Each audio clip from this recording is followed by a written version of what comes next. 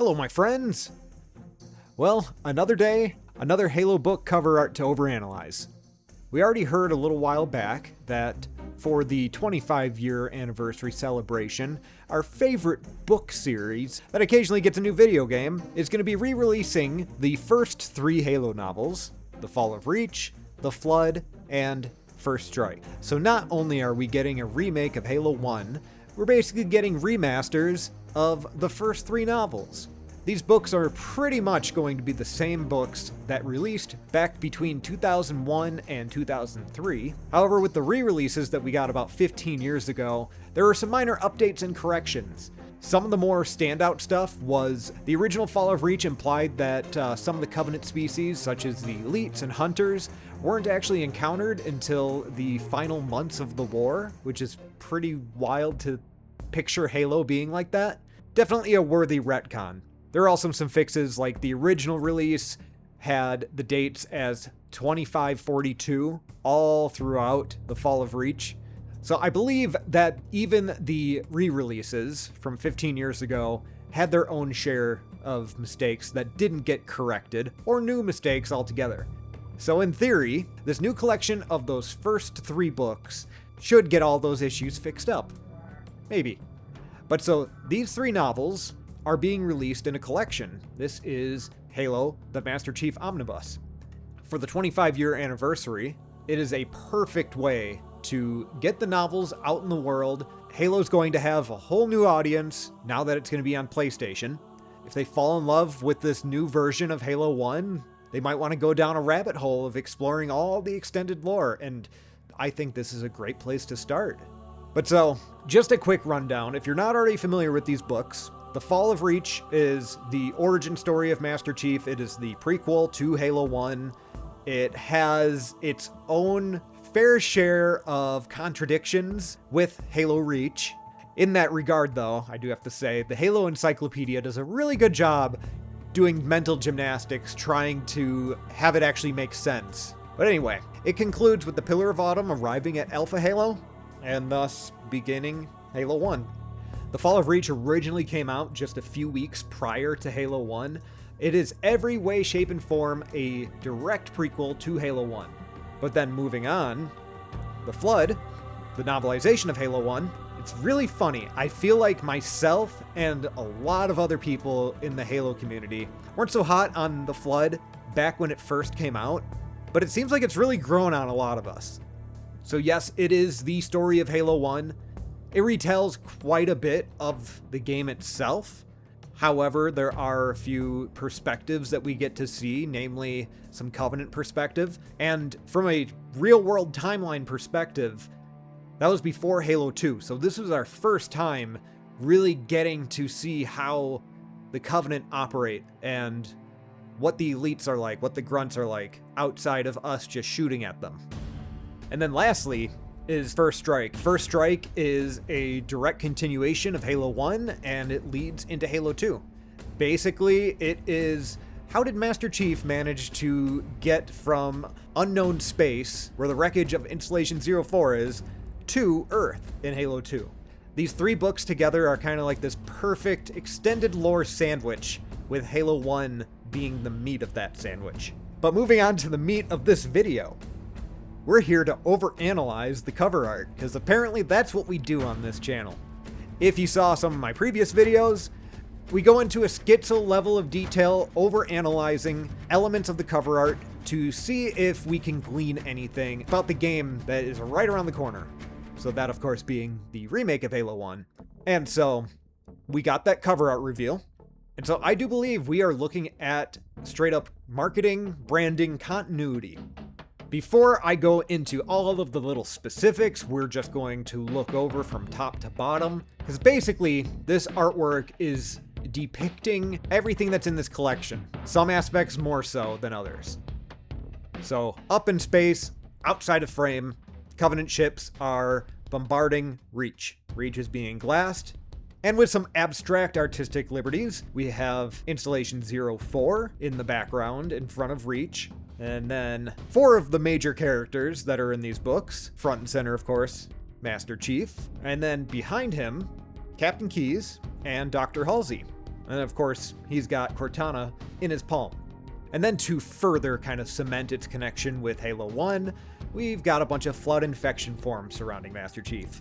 Well, let's see. So for starters, let's zoom in real close to Master Chief. Right away, it's like, okay, this is the campaign evolved Master Chief. We can see kind of like all those little details that the Mark V armor hasn't had up until then. I mean, technically, Halo Infinite, when it introduced the Mark V armor in multiplayer, that's when we kind of got our first look at this. The thing is, this does resemble the Infinite armor than the remake armor. Mainly, I'm looking at the ammo belt. So, in Campaign Evolved, they decided to go without the full ammo belt, and they just kind of added some pouches to his hips on either side. And the main reason for that is just kind of a realism thing. So if he has his ammo belt, full of magazines, if he is sitting, realistically, that's going to be kind of gouging into him. And from a game development and 3D model perspective of things, you're going to have those pouches kind of clipping into Master Chief. For whatever reason, that's what we have on the cover art. It's such a small detail that you can barely see, It is behind Master Chief's hand and his AR. And speaking of the AR, we talk about the AR here a lot, because I swear, guys, there are small differences, but they matter. These little differences differentiate the different models of the AR. So, like I always say, I could be absolutely wrong, and they are just doing retcons. But so, that previous cover art that we looked at for Parasite's Wake, the main character of that book is holding very clearly, at least seems like to me, the classic MA5B. But then you compare that to the AR that Master Chief is actually holding on the cover art for Campaign Evolved, and the AR here, there's a lot of differences. I'm mainly looking at the flashlight and the barrel. With the overall shroud that is kind of above the barrel, it is missing some of the detail that the AR in Campaign Evolved has. However, a lot of these other details are fully intact.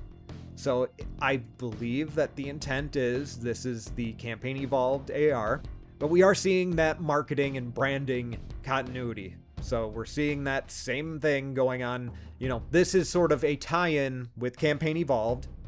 But so another thing about Master Chief, this could be purely from the perspective of just showing Cortana in a way that is fairly unintrusive. Cortana is coming out of Master Chief's gauntlet, which we've only seen mainly in Halo Infinite. We did see that in Halo 4. If Chief has Cortana's chip in his hand, she can just be displayed directly from the chip. But this has me a little bit wondering, this could be just artistic liberties, or wonder if they're going to kind of retcon that and have the hologram emitters built into Master Chief's armor, like in Halo Infinite. But so with Cortana herself, as we've already seen for some concept art for Campaign Evolved, it seems like they're straying away from Cortana's original appearance. Mainly I'm looking at her hair length. So between that concept art and this, I am firmly convinced that Cortana is going to look exactly like this. We can now move on to the characters behind Master Chief. First of all, Dr. Halsey. Thing is with her, she looks more or less like what she looked like in Halo 4 and Halo 5, but so this does go in favor of indicating that they're not going for a full retcon, let's scrap everything that 343 did. There's not a whole lot to say about her. She is an old lady. But then moving on to good old Captain Keyes. And Keyes has never looked so rugged and chiseled. In the games, we've only seen 3 different interpretations of Captain Keyes. We had Halo 1, Halo Reach, and then Halo Anniversary. And Anniversary, for the most part, was just recycling the Halo Reach version of him. We did technically get Keyes in Halo Infinite. We briefly saw a hologram of Keyes, and Pete Stacker, who does his voice, actually reprised his role. For the most part, his appearance has stayed pretty consistent from game to game. I would say this is a pretty significant departure, but I feel like it just works. In one of the later books, Keyes gets involved in a lot of direct action outside of naval warfare. In some of those engagements, basically, he got to where he gained respect from ODSTs and was essentially marked as an honorary ODST. This dude, yes, he's the captain of the ship. he clearly can handle himself in a fight. So in Reach, they gave his uniform that full kind of decorative treatment that really makes him stand out as the captain of the Pillar of Autumn. And with that and Halo Anniversary, they kind of went more of a white uniform than a gray uniform. But then once we got to Halo 4, the uniforms for officers changed very drastically. But what's interesting to me in this artwork with our new rendition of Keyes is that it really looks like they're kind of merging everything. So it's back to Combat Evolved gray uniform, not white. The gray color is definitely in line with like Captain Del Rio and Captain Lasky, but getting around the collar and the shoulders, it's definitely more prominent than it was in Reach and Anniversary. It doesn't have quite the eccentric look of Lasky's shoulder armor, or whatever that's considered. However, it's kind of the same concept. But so what's cool to me is it merged all those details together into something that fits both the Bungie era and the 343 era. So obviously what we're looking at here is a digital painting, and it is a fantastic digital painting. You know, there's no clear-cut 100% evidence that this is what Captain Keyes will look like in the remake. But again, like I've discussed with the cover art for Parasite's Wake, why would they show us this kind of artistic representation if it doesn't reflect what's going to be in the game? So I'm even more confident about this one. Like Parasite's Wake, 100% that cover art, you could just make an argument that the artist just wanted to embody Halo 1. Not specifically the remake, just Halo 1. Let's make everything look like CE. And he absolutely nailed that. This has already a ton in common with Campaign Evolved, and so my mind is telling me that this is what Captain Keyes is going to look like. And everything that we know about the character, like, I mean, first of all, you know, I would say his face looks close enough to classic Captain Keyes where it makes sense that this is that character just 25 years later with better technology. I'm looking forward to this guy giving me his magnum and rescuing him from the Truth and Reconciliation, and then later punching a hole into his skull to get his neural interface. This poor guy. And lastly, worth mentioning is the Flood. These infection forms don't look exactly like the ones that we have on the cover art for Parasite's Wake. In my video about Parasite's Wake, the Flood there are like one for one, essentially Halo 1. Like, yeah, again, it's a painting. It is an artistic rendition, so nothing is concrete.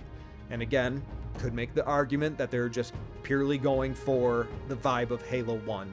I might just be destroying my own theory with the cover art for that book and how it relates to Campaign Evolved, because the Flood here look much more like Halo 2, Halo 3 Flood. And by that I mean they are kind of more of a fleshy color, and they don't have that kind of neon luminescent type of thing going on. But if I'm right about Captain Keyes and Cortana, and these being reflective of their appearances in Campaign Evolved, that would go just the same for the Flood here. But yeah, guys, I think that this just adds fuel to the fire for speculation and, for me, excitement. So Parasite's Wake comes out at the end of September, and then the Master Chief Omnibus, this collection, comes out November 10th. You know, the rumors are saying that the game's going to release in the summer. I look at the release date of November 10th, and because it's a re-release of 3 books, I'm just kind of wondering, it's like, all right, why would that release that many months after? It's like, at minimum, we're dealing with about 3-month difference between Campaign Evolved and this. I would think that they'd want to have this ready to go for new potential fans. Either way, we're going to be getting a lot of Halo stuff all at once. It does cement the joke that Halo is a book series with an occasional game. And just a side note, because this is completely unscripted, I'm looking at the Halopedia page that's breaking down a lot of the information about this collection. And Isaac Hannaford is the artist for this. He was a concept artist for Bungie back in the day, and he's continued to do a lot of Halo work over the years. It is so cool after like 20 years, he's still doing Halo stuff. It looks like he started back in Halo 3. But yeah, I went ahead and pre-ordered this. $35 for 3 books, and considering it's a collector's item, well worth it to me. But that's about all I got to say about this. There isn't a crazy ton to go into detail about, but like I said, I think this is giving us a first proper glimpse at Captain Keyes, how he looks in the current canon of Halo. I'm still in the process of editing my end-all, be-all, campaign evolved expectation video. So as someone that does media stuff professionally, doing these kind of videos where I'm not doing a whole lot of fancy stuff from a visual standpoint can be a little bit artistically frustrating. So that video in particular, I'm taking some time to polish it up and do some fancy stuff. Stay tuned for that. That's gonna be coming fairly soon. I have had a lot of editing work on my plate, and you know, it's not a bad problem to have. It's just been a lot of variables and making it difficult to juggle everything. Also, I'm going to be going to Raccoon City for a little bit, so that might distract me for a small span of time. So hopefully next week I'll be able to get that out, as long as we don't get more books announced and more cover art for me to overanalyze. But that concludes another video from your buddy old pal, the BRO.D.S.T. God bless all of you. Christ is King. Bye-bye.